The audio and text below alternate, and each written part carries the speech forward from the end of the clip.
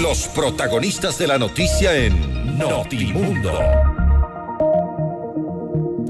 Ya nos acompaña el economista Alberto Acosta Burneo, analista económico. Vamos a tratar precisamente sobre la decisión del gobierno de no condonar las deudas de hasta $10,000.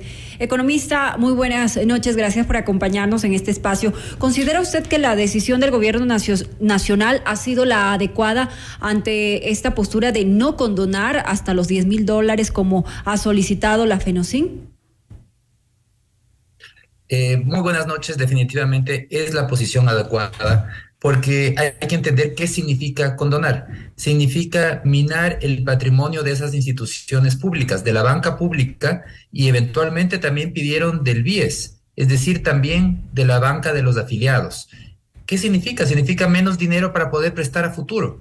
Si es que hay dificultades, como de hecho existen luego de la pandemia, es real que existen dificultades para pagar, lo correcto es reperfilar, renegociar esos pagos para poder extender plazos. Incluso se puede negociar ciertos periodos de gracia, de capital, pero lo que no se puede hacer es destruir el capital de la banca pública, porque eso solo nos lleva a que haya menos crédito en el futuro. ¿Cuánto se está perdiendo ya con la primera condonación que el gobierno sí consideró para ellos hasta $3,000, que fue esta condonación que hizo? ¿Cuánto el gobierno y el país estaría perdiendo con esta sensibilidad, con esta reprogramación? ¿Y a qué se sujetan aquellas personas también que quieren esta condonación de hasta $3,000? Bueno, hay que estar claros que eso implica una menor capital, menores recursos en la banca pública. La condonación inicial de hasta $3,000 tiene un impacto más reducido. Sí tiene un impacto, pero tiene un impacto más reducido. El problema es ampliarla a $10,000, en donde hay ciertos estimados que se mencionaron en su momento, que esto podría implicar un costo a nivel de toda la banca pública de alrededor de $1,000 millones. Todo depende de cómo se aplique. Al final del día, es reducir ese potencial de crédito. Y el segundo factor que también hay que considerar que es muy negativo es el riesgo moral. ¿Qué significa esto? Que las personas ya se acostumbran y ya saben que cuando uno pide un crédito en la banca pública no hay necesidad de pagarlo, que más temprano que tarde se repetirán las condonaciones de deuda, que ya son una institución en la banca pública.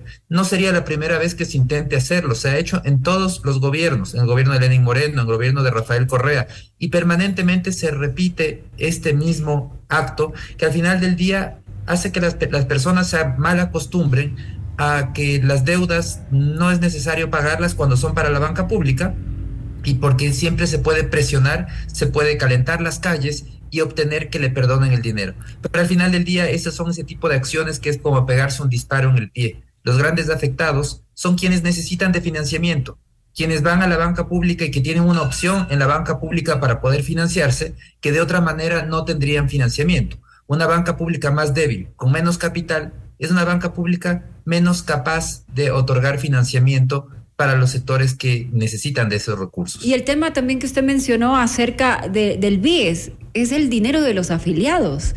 Entonces, pretender que de ahí también se condonen deudas sería algo realmente fuera de lugar. El ministro Jiménez había mencionado que se ha condonado casi 26,000 créditos que ascienden a un valor de más de $58 millones, mientras que se han reestructurado más de 33,000 préstamos cuya cantidad alcanza los $226,4 millones.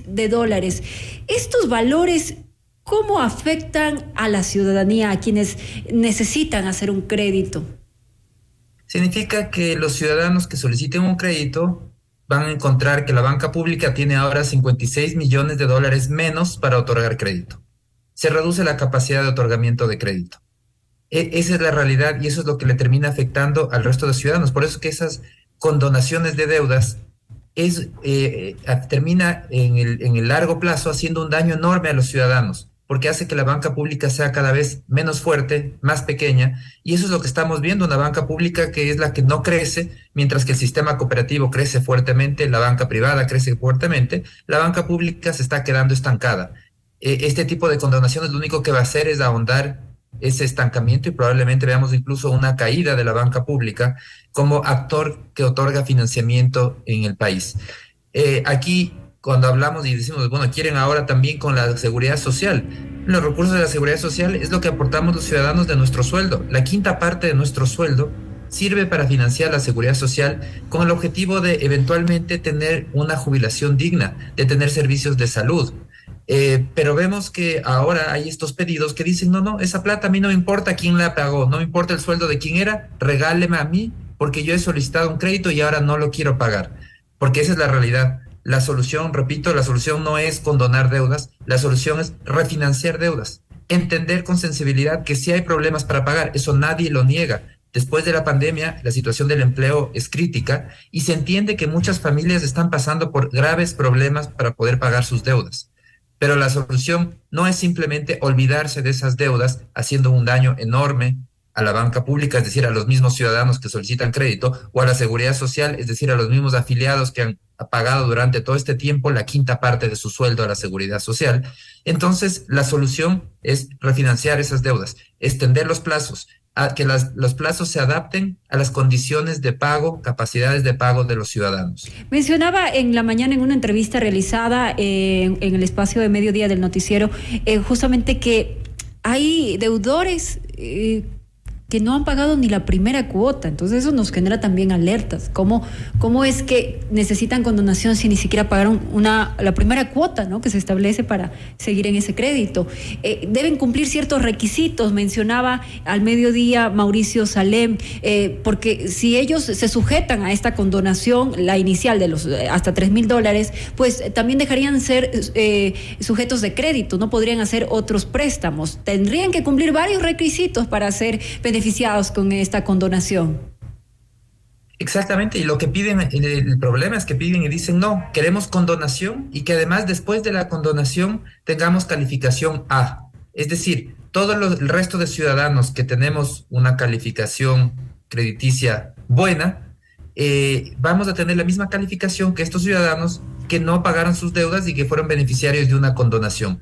¿Qué significa eso? Significa que cuando una institución crediticia vaya a evaluar una solicitud de crédito, es decir, cualquiera de nosotros vaya a solicitar un crédito y le decimos, mire, nuestra calificación es A, la institución crediticia va a decir, bueno, eso a mí no me dice nada, porque hay estos miles de personas que también son A, pero que no pagaron su deuda la última ocasión y fueron condonadas esas deudas.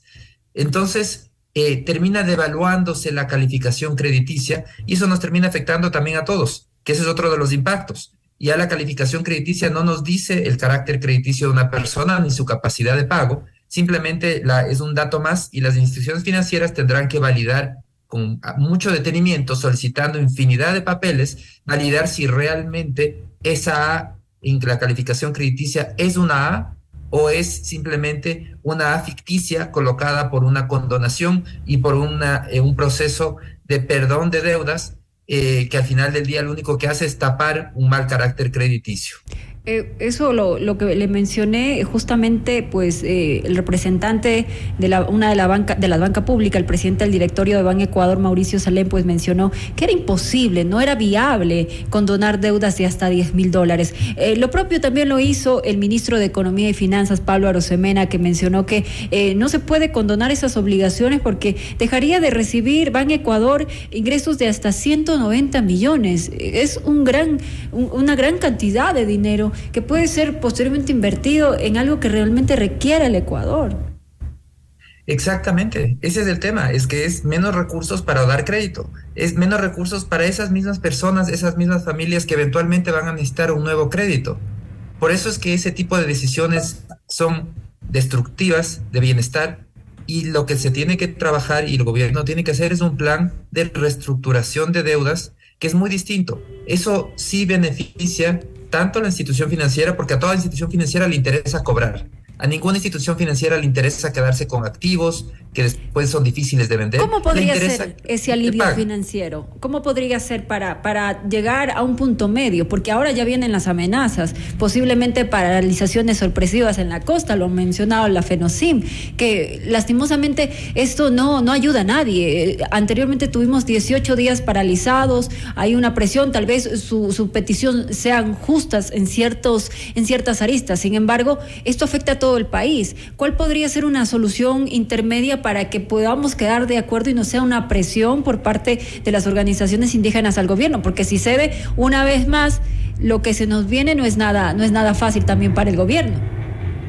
Sí, yo creo que aquí lo que el gobierno tiene que hacer es una propuesta de renegociación de deudas. Se puede establecer un periodo de gracia en el que no se paga capital, solo se pagan intereses. Podría ser, eso tiene que evaluarse financieramente a ver qué es viable, pero por ejemplo un periodo de gracia probablemente de 6 meses, un año, para dar algo más de tiempo y respiro a esas familias para poder salir adelante, y una extensión de plazos para que los pagos también se reduzcan, para que el valor de cada cuota sea menor. Entonces, de esa manera se da un alivio a todas las personas que lo necesiten, hacer que esta renegociación de deudas sea en base a solicitud, una solicitud muy sencilla que se podría hacer incluso por internet, que se solicite y automáticamente se hace esta reprogramación de las deudas, para que no sea un proceso complejo, pero que sea a quien sí lo necesita. Porque también el problema de esos reperfilamientos masivos es que terminan beneficiando o digamos terminan reperfilando a gente que sí podría pagar, y el que puede pagar, lo ideal es que lo haga, porque ese dinero va a servir para generar un nuevo crédito, para prestar a una nueva persona, para hacer un nuevo emprendimiento. Por eso es que es tan importante cobrar esos recursos, así sea más tarde, con más plazo, pero hay que cobrarlos, porque esos recursos van a servir para generar una nueva actividad productiva, para generar empleo, para generar nuevos emprendimientos. Bueno, y precisamente hoy anunciaron la FENOCIN posibles movilizaciones. ¿Usted considera que el gobierno nacional no puede sujetarse a presiones? Porque ellos han manifestado también, nos vamos a poner del lado de ellos, han dicho que en las mesas de diálogo se han establecido compromisos, y uno de los compromisos es también esta condonación de hasta los $10,000. Pero si el gobierno ha dicho que no hay viabilidad legal ni financiera para lograrlo, ¿qué podemos hacer? ¿Cómo tiene que sujetarse el gobierno también en su posición para evitar más movilizaciones que afectan a todo el país y a la economía, por cierto, de nuestro país? Bueno, siempre tiene que haber apertura al diálogo, siempre tiene que haber apertura a la negociación, pero también tiene que haber claridad y líneas rojas que no se pueden cruzar. Por más que quieran incendiar el país, no se puede permitir que se desfalque a la banca pública. Esa es una línea roja que no se puede cruzar, por más violentos que sean. Esa línea roja el gobierno no puede aceptar, y con mucha más razón, siendo el actual presidente habiendo sido banquero, porque además daría a pensar muy mal que sea un banquero el que da el paso para minimizar a la banca pública, porque el único beneficiario de una banca pública que se reduce es la banca privada, que tendría menos competencia, o las cooperativas, que tendrían menos competencia. Entonces yo creo que hay que ser especialmente cuidadosos, y el gobierno tiene que ponerse muy claramente esas líneas rojas que no puede cruzar, no puede ir en contra del bienestar de la mayoría de ecuatorianos, por más que haya un grupo pequeño o mediano de personas que sean muy violentas y que comiencen en una etapa nuevamente de violencia como ya la vivimos en junio. La violencia no puede ser el factor para tomar decisiones. Eso tiene que acabarse en el país, y cueste lo que nos cueste, pero no podemos permitir repetir lo que vivimos en octubre del 19 y en junio de 2022, porque en el país lamentablemente la violencia se está transformando en el factor decisivo en las negociaciones. Ya no es la razón, no son las motivaciones, es qué tan violento soy. Si soy suficientemente violento, logro lo que me da la gana. Eso tiene que acabar. Esa es una perversión, una destrucción del sistema democrático, en donde las cosas deben decidirse por votaciones en base al Estado de Derecho, respetando los derechos del resto. Usted lo ha dicho, economista Alberto Acosta, que nos ha acompañado en este espacio. Esperamos que exista un diálogo que permita precisamente evitar más movilizaciones, que no lo necesita el país, y que precisamente el beneficio sea para todos los ecuatorianos, no para un grupo reducido. Y con violencia no llegamos a nada. El diálogo sobre todo. Muchísimas gracias por habernos acompañado en este espacio y compartir su conocimiento y experticia en este tema. Muchísimas gracias, siempre es un gusto. Gracias.